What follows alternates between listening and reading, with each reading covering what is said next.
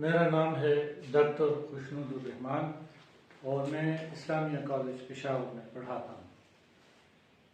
हम में से अक्सर कहते हैं फलाने का दौर है, फलाने का दौर है, फलाना बादशाह ऐसा था। तो मैं जब एज ए बायोलॉजिस्ट स्टूडेंट्स से कहता हूँ कि ना फलाने का दौर था ना फलाने का दौर है। ये दुनिया शुरू से बैक्टीरिया के कब्जे में है, अभी भी है और बाद में भी होगी। तो बैक्टीरिया का ज़माना था, है और रहेगा। क्यों? ना इनका डॉक्टर है, ना इनके लिए कोई स्कीम जारी होती है, ना स्कॉलरशिप्स मिलते हैं। हर कोई इनके पीछे लगा हुआ है कि इनको मार दें। ये इतने रिजिलियंट हैं कि इनका ब्रेन नहीं है आपके लिहाज से, इनके स्कूल्स नहीं है कि इनको सिखाया जाए। फिर भी क्या आप इसे ख़त्म कर सकें? नहीं। तो आज हम जिस ऑर्गेनिज्म के बारे में पढ़ रहे हैं, मैं तो एज ए साइंटिस्ट इस ऑर्गेनिज्म का रिस्पेक्ट करता हूँ। मैं कहता हूँ कि बायोलॉजिकल मास्टरपीस है, सलाम है इस ऑर्गेनिज्म को कि जिसने अरबों साल से सरवाइव किया है और सरवाइव कर रहा है। वो है बैक्टीरिया।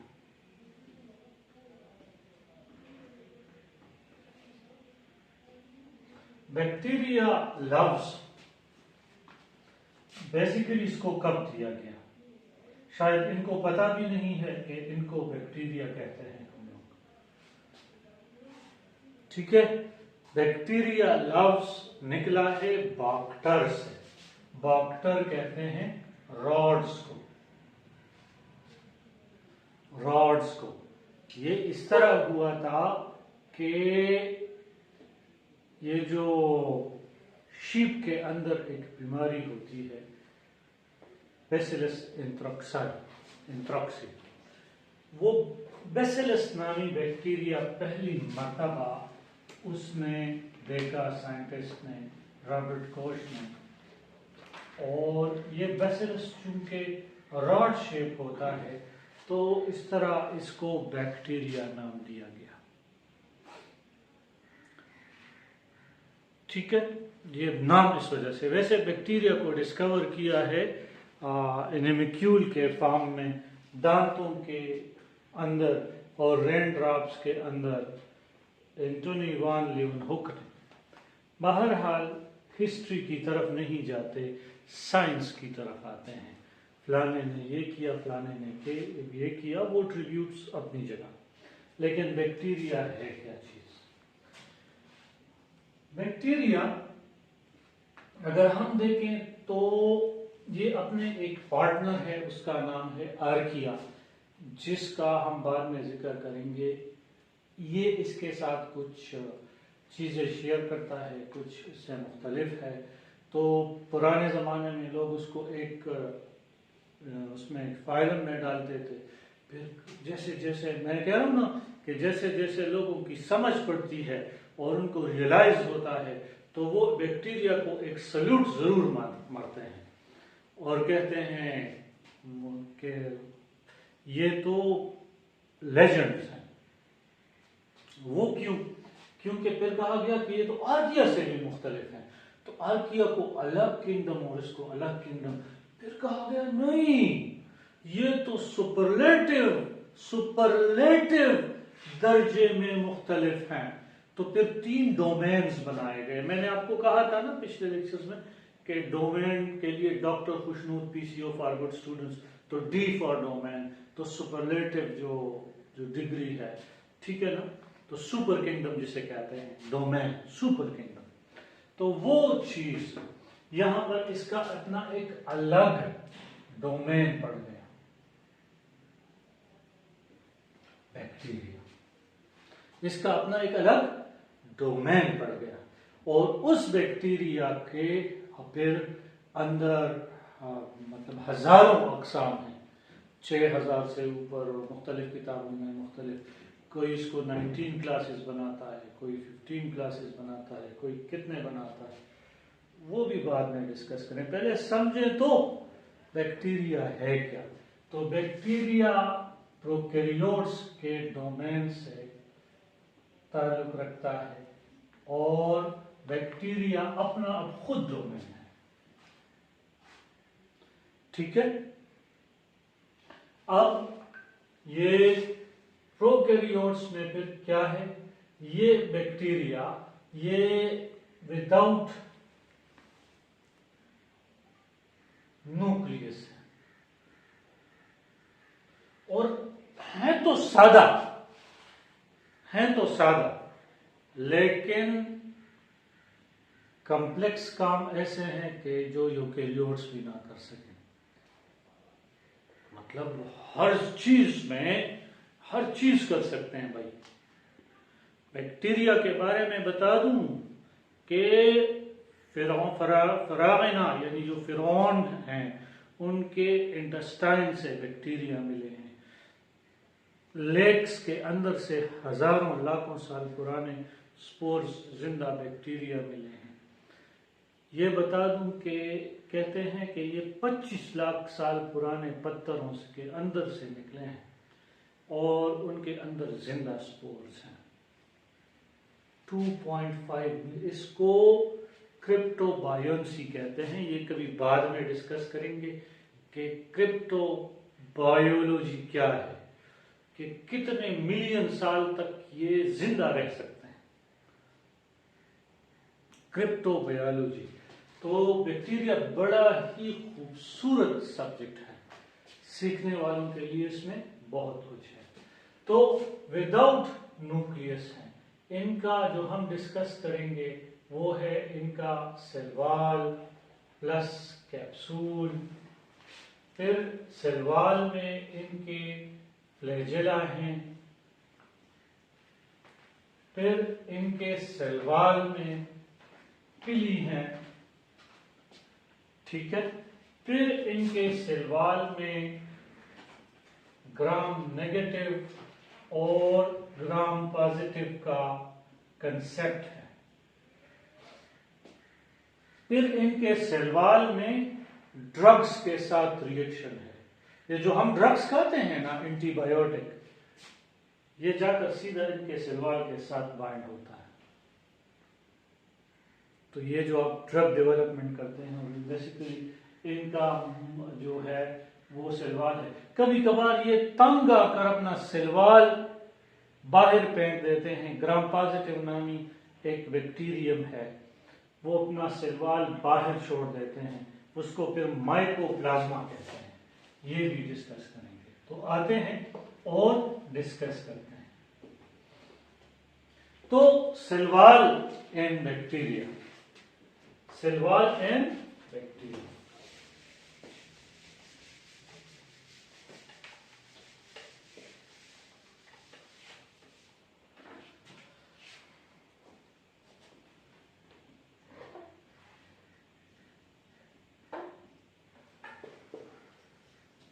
अब सेल वॉल बैक्टीरिया में कैसा है? सेल वॉल बैक्टीरिया में इसको म्यूरीन कहते हैं। म्यूरीन नामी एक कंपाउंड है, क्योंकि ये पेप्टाइडो ग्लाइकेन से बना है, जो कि अमाइनो एसिड्स और शुगर से बना है। अमाइनो एसिड्स और शुगर से बना है।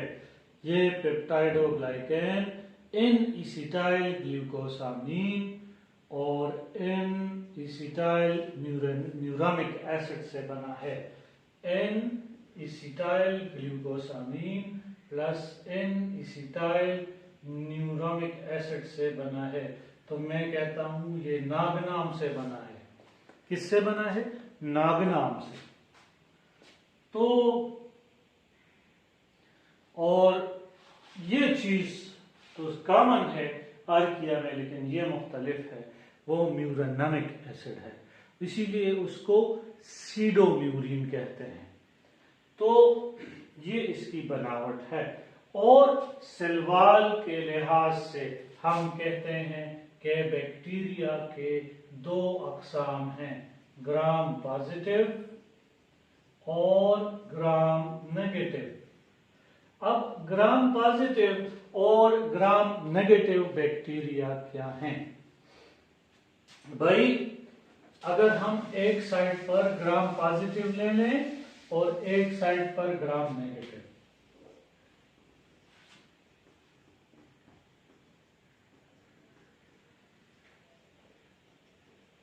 आज क्या जमाना है? वो तांगे का जमाना तो नहीं है ना, ये तांगे वाला जमाना है, नहीं है। एडवांस सब चीजें, दुनिया चांद पर पहुंच चुकी है। तो ये चीजें, तो हम जब नाम यूज करते हैं तो नाम तो शायद कन्वेंशनल है, लेकिन टेक्निक्स अब भी बहुत इसमें भी बड़े एडवांस चले गए हैं। अक्सर में जीसी कंटेंट होता है। पता है डीएनए में क्या होता है? ग्वानिन और साइटोसिन। ये ग्वानिन साइटोसिन 50% से ज्यादा हो तो ये ग्राम पॉजिटिव है, और ये ग्वानिन साइटोसिन 50% से कम हो तो ये ग्राम नेगेटिव है। अब अगर आपसे कमीशन में पूछें कि जेंटलमैन या लेडी मुझे बता दें कि माइकोप्लाज्मा में तो सेल वॉल ही नहीं है, तो फिर आप उसको ग्राम पॉजिटिव में क्यों रख रहे हैं? तो आप सिंपल कहेंगे, अगर आपने मेरा लेक्चर पढ़ा है तो आप कह देंगे कि भाई सर, बात ये है कि ये ग्वानिन साइटोसिन रेशो पर क्लासिफाइड हैं, तो वो सेटिस्फाइड होकर आपको सेलेक्ट कर लेंगे। तो जो कन्वेंशनल तरीका है वो ये है कि ये डाई लेता है, क्योंकि ये पर्पल हो जाते हैं। एक एक्सपेरिमेंट है ग्राम का, अभी उसका टाइम नहीं है, वरना फिर टॉपिक दर टॉपिक खुल जाएगा। और यहां पर ये डाई जो है ये नहीं लेता, तो ये पिंक हो जाता है। अच्छा, ये क्यों होता है ऐसे? ग्राम पॉजिटिव के सेल वॉल में टिकोइक एसिड होता है जो कि कैल्शियम डिपोजिशन करता है और ये इसको मजबूती देता है। इसी तरह ग्राम नेगेटिव के इसमें LPS, क्या क्या LPS, लिपो पॉलीसेकेराइड्स, इसका एक दूसरा नाम भी है, चलिए सोचें। इसको एंडोटॉक्सिन्स कहते हैं। ये देखें, किसी भी सेलेक्टिव एग्जाम का, किसी भी लेक्चरशिप के एग्जाम का, ईटा का एग्जाम का, एंडोटॉक्सिन अगर इधर है तो एक्सोटॉक्सिन कहां होंगे? पॉजिटिव में होंगे। तो ये जहर है। ग्राम सायानोबैक्टीरिया का भी सेल वॉल जो है ये ग्राम नेगेटिव की तरह है, क्योंकि उसमें भी LPS है। क्या है? लिपोपॉलीसेकेराइड्स। अच्छा, इनका जो सेल वॉल है ये मानोडर्म, ये सारा सेल मानोडर्म है। मानोडर्म क्या चीज है? एक सेल मेम्ब्रेन है, फिर उसके बाद एक मोटा सा सेल वॉल होता है, बस। क्या होता है? अब ग्राम नेगेटिव में एक सेल मेम्ब्रेन है, फिर एक पतला सा सेल वॉल होता है, फिर उसके ऊपर ये लिपोपॉलीसेकेराइड की लेयर होती है। तो इसीलिए ग्राम नेगेटिव को डाइडर्म भी कहा जाता है। क्या कहा जाता है? डाइडर्म भी कहा जाता है। डाइडर्म इसलिए कहा जाता है कि इसमें ये लेयर भी है, सायानोबैक्टीरिया में भी है, जिसमें ये मौजूद होगा वो पैथोजन होगा, वो रेजिलिएंट होगा। ये कोई मतलब ऐसे नेक लोग नहीं हैं कि बीमारी नहीं काज करते हैं, जैसे माइकोप्लाज्मा है, टीबी वाला है, लेकिन ये चूंकि जल्दी खत्म हो जाते हैं तो इसलिए ज्यादा रिजिलियंट नहीं है, ये रिजिलियंट है। एक दफा ये रोग लग जाए, रोग बीमारी को कहते हैं, एक दफा ये रोग लग जाए तो फिर ये खत्म होने का नाम नहीं लेता, इसीलिए ये जिसको लग जाते हैं उसे मारने के करीब ले आते हैं। तो ये इसीलिए कहते हैं कि gram negative are more pathogenic, pathogenic disease cause करने वाले ऑर्गेनिजम्स हैं। अच्छा, इसमें पेप्टाइडोग्लाइकैन रेशो बहुत ज्यादा है, चूंकि ये पेप्टाइडोग्लाइकैन है और ये सादा सादा इसका है, इसमें चूंकि ज्यादातर हिस्सा किसने घेरा हुआ है, लिपोपोलीसेकेराइड्स ने, तो ये पेप्टाइडोग्लाइकैन जो है इसमें लेस रेशो है, ये थोड़ा सा इनके पास कम है, इनके पास कम है। अच्छा, ग्राम पॉजिटिव का एक खूबसूरत एमसीक्यू, एक खूबसूरत पॉइंट, $1 मिलियन का पॉइंट है, endospore. Endospores are form by the gram positive. ये बात बच्चे याद रखें, अगर ग्राम पॉजिटिव एंडोस्पोर बन रहे हैं तो ये ग्राम पॉजिटिव का खासा है। एंडोस्पोर बन रहे हैं तो ये ग्राम पॉजिटिव का खासा है, इसमें ये खासियत नहीं है, ग्राम नेगेटिव में ये खासियत नहीं है। तो यूं हम कहते हैं कि ग्राम पॉजिटिव और ग्राम नेगेटिव बैक्टीरिया, चूंकि H.C. ग्राम, हैंस क्रिश्चियन ग्राम ने ये एक्सपेरिमेंट 1885 में किया था, बाद में पता चला कि ये एप्लाइकेबल है, इसी को आगे ले जाकर उन्होंने क्या किया कि जिसका DNA एनालिसिस और ये सारा न्यूक्लिक एसिड एनालिसिस किया, तो क्योंकि ये तो राइबोसोम, ये जो बैक्टीरिया है ना, अजीब बात है, बायो वालों की क्लासिफिकेशन फिजिक्स वाले कर रहे हैं। अब अक्सर देखें हमारे यहाँ अब हम जिस दौर में रह रहे हैं ना, उस दौर का नाम है वूजियन रिवोल्यूशन, डॉक्टर कार्ल वूज, ये फिजिस्ट है, बायो पढ़ी। अच्छा, बहुत से ऐसे क्लासिफिकेशन ये बेसिकली फिजिक्स वालों ने किए। तो यहां भी RNA 16 स्विटबर्ग, RNA 16 स्विटबर्ग ये कारफरमा है, कभी इस पर बात करेंगे, क्योंकि फिर बात निकलेगी तो फिर दूर तलक जाएगी, लोग बेवजह उदासी का सबब पूछेंगे। तो आपको उदास नहीं होने देते, हल्के हल्के आसान आसान से प्यारे प्यारे सिंपल सिंपल अंदाज में समझाते हैं। Thank you.